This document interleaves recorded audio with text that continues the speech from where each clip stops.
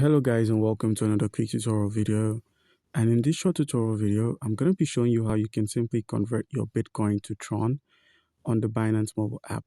It's an easy process. All you need to do is make sure you have an account on Binance.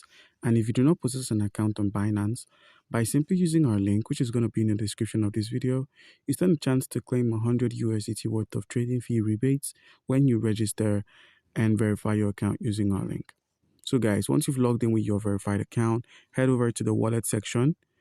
And once at the wallet section, simply reload either from the overview or spot.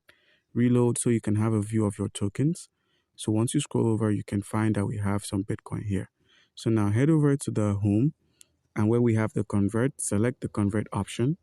Once you've selected convert, we're going to be converting our Bitcoin, that's our available Bitcoin, into Tron.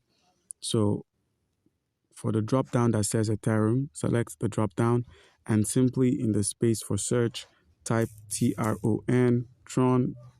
Click on this, click on max, click on preview conversion and click on convert.